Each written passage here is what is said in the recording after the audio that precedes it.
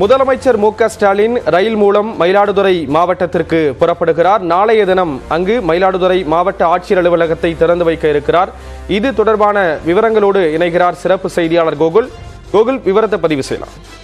முதலமைச்சர் மு.க.ஸ்டாலின் மயிலாடுதுறை மாவட்டத்தில் அரசு நிகழ்ச்சியில் கலந்து கொள்வதற்காக தற்போது ரயில் மூலம் சீர்காழி சென்றார். சென்னை எழும்பூர் ரயில் நிலையத்திற்கு வந்திருக்கக்கூடிய முதலமைச்சருக்கு திமுக நிர்வாகிகள் மற்றும் தொண்டர்கள் வரவேற்று வழி அனுப்பக்கூடிய அந்த நேரலை காட்சிகள் தான் பார்க்கிறோம். செந்தூர் ரயில் மூலம் சென்னை எழும்பூரில் இருந்து செல்லக்கூடிய முதலமைச்சர் மு.க.ஸ்டாலின் அங்கு இரவு 8 மணிக்கு சீர்காழி சென்றார். அங்கு அவருடைய உறவினருடைய இல்லத்தில் இரவு தங்குகிறார்.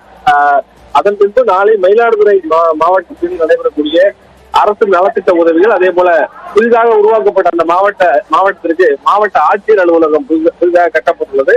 அந்த மாவட்ட ஆட்சியர் அலுவலகத்தை முதலமைச்சர் மு.க.ஸ்டாலின் தன்னுடைய கைகளால் திறந்திருக்கிறார்.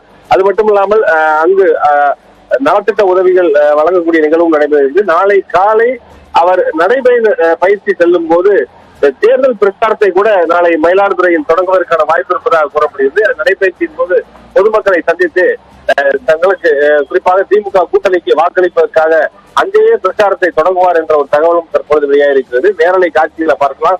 முதலமைச்சரை அமைச்சர்கள் சேகர் பாபு உள்ளிட்ட அமைச்சர்களும், அதே போல திமுகவுடைய நிர்வாகிகளும், அரசு அதிகாரிகளும், தமிழக டிஜிபி, சென்னை மாநகர காவல் ஆணையர் உள்ளிட்ட காவல்துறை உயர் அதிகாரிகளும் முதலமைச்சர் வரவேற்று ரயிலில் வழி எழுப்பக்கூடிய அந்த நேரலை காட்சிகள் தான் பார்க்கிறோம்.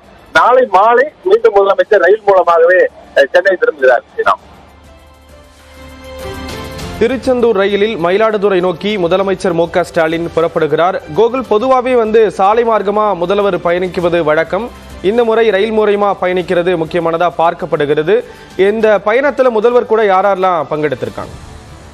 நிச்சயமாக இந்த பயணம் சரியாக 4:10 மணி அளவுல முதலமைச்சர் மு.க.ஸ்டாலின் செல்லக்கூடிய அந்த திருச்செந்தூர் ரயிலானது புறப்பட இருக்கிறது.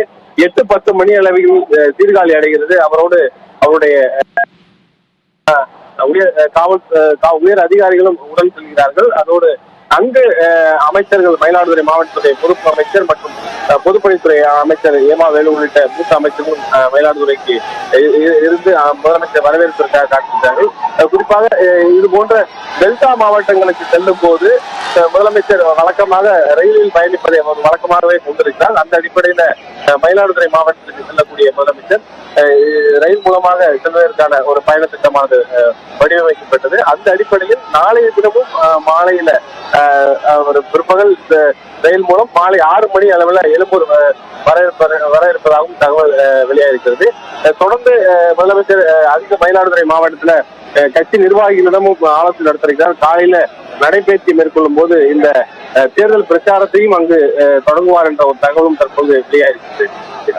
கண்டிப்பா கோகுல், மயிலாடுதுறை மாவட்டம் கடந்த சில வருடங்களுக்கு முன்னர் தான் புதிதா அறிவிக்கப்பட்ட மாவட்டம். அந்த வகையில் அந்த மாவட்டத்தினுடைய மாவட்ட ஆட்சியர் அலுவலக கட்டிடம் நாளை திறந்து வைக்கப்படுக இருக்கிறது. வேற என்னென்ன நிகழ்வுகள் எல்லாம் முதல்வர் பங்கெடுத்துக்கிறார்?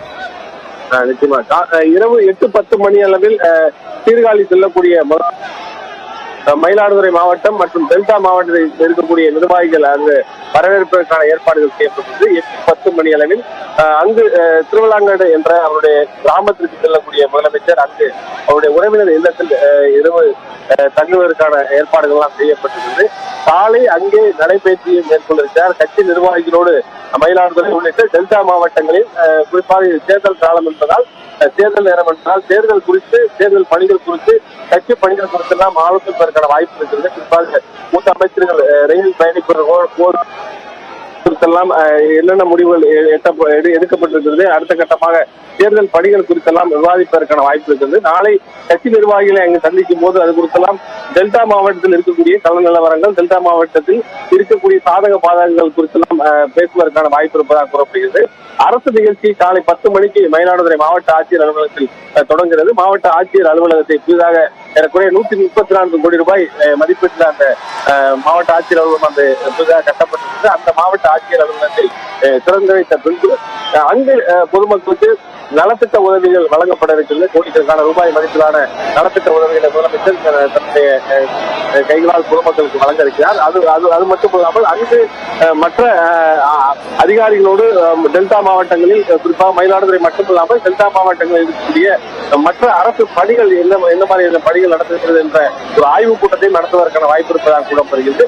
பிற்பகலில் மீண்டும் சென்னை திரும்புவதற்கான ஏற்பாடு. ரயில் மூலமாக பிற்பகலில் சென்னை திரும்புகிறார். சரியாக 6 மணி அளவில், நாளை மாலை 6 மணி அளவில் எழும்பூர் ரயில் நிலையத்திற்கு முதலமைச்சர் சென்னை திரும்புவார் என்று தகவல் வெளியாகிறது.